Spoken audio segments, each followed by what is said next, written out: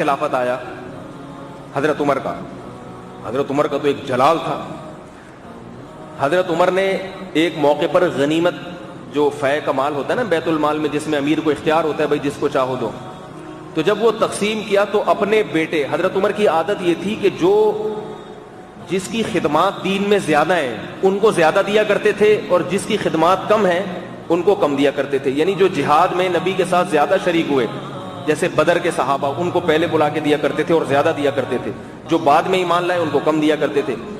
تو حضرت عمر نے حضرت حسن حسین کو زیادہ دیا اور اپنے بیٹے عبداللہ بن عمر کو کم دیا. تو حضرت عبداللہ بن عمر نے فرمایا اپنے والد سے کہ میں تو نبی کے ساتھ بہت ساری جنگوں میں شریک رہا ہوں، ٹھیک ہے نا، تو میری خدمات تو زیادہ ہیں. حسن حسین تو نبی کے زمانے میں چھوٹے بچے تھے، تو آپ ان کو ترجیح دے رہے ہیں اور مجھے پیچھے رکھ رہے ہیں. تو حضرت عمر نے بڑا عجیب جواب دیا. فرمایا ہل ابو کا مثل ابیہما، بتاؤ کیا تمہارا باپ ان کے باپ جیسا ہے؟ یعنی حضرت علی کو اپنے اوپر فضیلت دی کہ بھئی ان کے باپ تو نبی کے داماد ہیں اور تمہارا باپ نبی کا داماد نہیں ہے، کیا تمہارا باپ ان کے باپ جیسا ہے؟ آگے فرمایا ہل امو کا مثل امیہما، کیا تمہاری ماں ان کی ماں جیسی ہے؟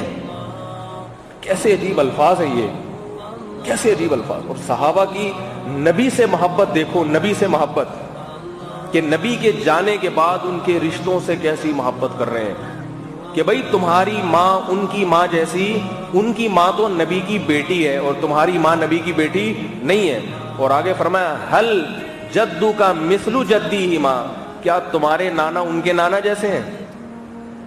تمہارے نانا تو صحیح ہے نا، میرے سسر ہو گئے نا، حضرت عمر کے سسر. اور حسن اور حسین کے نانا کون ہیں؟